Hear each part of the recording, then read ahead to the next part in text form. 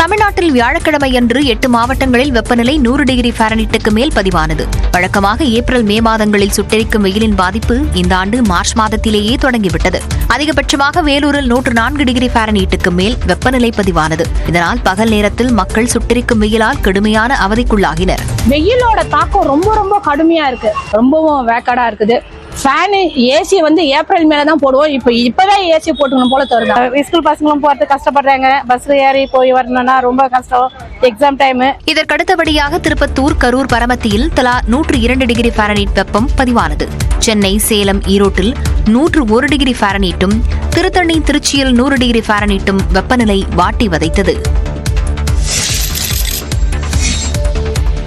மத்திய அரசின் வக்ஃப் வாரிய சட்டத்திருத்த மசோதா இஸ்லாமியர்களை வஞ்சிக்கும் வகையில் இருப்பதாக முதலமைச்சர் மு க ஸ்டாலின் குற்றம் சாட்டிய நிலையில் இது தொடர்பாக சட்டப்பேரவையில் அவர் கொண்டு வந்த அரசினர் தனி தீர்மானம் ஒருமனதாக நிறைவேற்றப்பட்டது. வக்ஃப் வாரிய சட்டத்திருத்த மசோதாவை மத்திய அரசு திரும்பப் பெற கோரி தமிழ்நாடு சட்டப்பேரவையில் அரசினர் தனி தீர்மானத்தை முதலமைச்சர் மு க ஸ்டாலின் முன்மொழிந்தார்.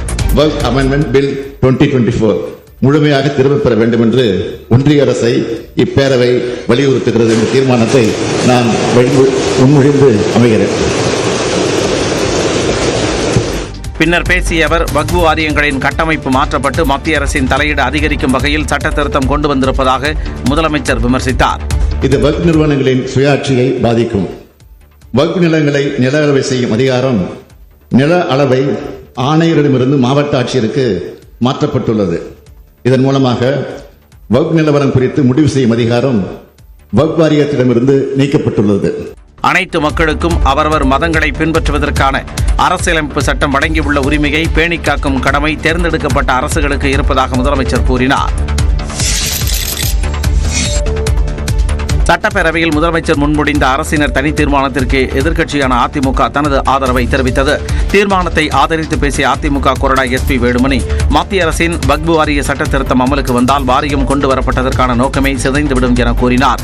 மத்திய அரசு சிறுபான்மை மக்களின் உணர்வுகளை மதித்து நாடாளுமன்றத்தில் தாக்கல் செய்யப்பட்ட வக்ஃப் வாரிய சட்ட திருத்த மசோதாவை கைவிட வேண்டும் என வலியுறுத்தி மாண்புமிகு முதலமைச்சர் அவர்கள் கொண்டு வந்த தீர்மானத்தை அனைத்து இந்திய அண்ணா திராவிட முன்னேற்ற கழகம் சார்பில் ஆதரிக்கிறேன். பின்னர் பேசிய முதலமைச்சர் மு க ஸ்டாலின் தீர்மானத்திற்கு அதிமுக வரவேற்பு அளித்ததற்கு நன்றி தெரிவித்தார்.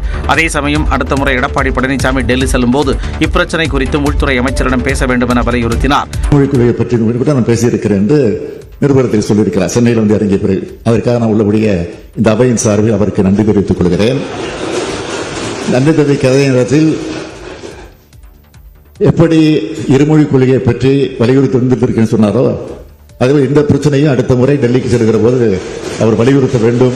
பாஜக தவிர்த்து அதிமுக உட்பட மற்ற அனைத்து கட்சிகளும் தீர்மானத்திற்கு ஆதரவளித்த நிலையில் குரல் வாக்கெடுப்பு மூலம் தீர்மானம் ஒருமனதாக நிறைவேற்றப்பட்டது.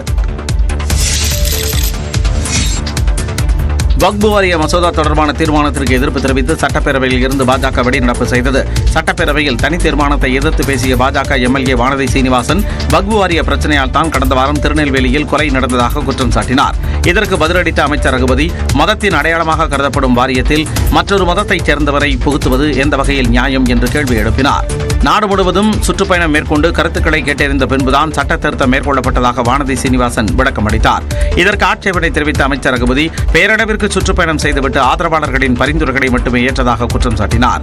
ஆட்சேபனைகளை எல்லாம் மூட்டையாக கட்டி தூக்கி போட்டுவிட்டு தங்களுக்கு வேண்டியவற்றை வைத்துக் கொண்டு இந்த சட்டத்தை கொண்டு வந்திருக்கிறீர்களே தவிர எந்த ஆட்சேபனைக்கும் நீங்கள் ஒரு பதில் கூட தரவில்லை.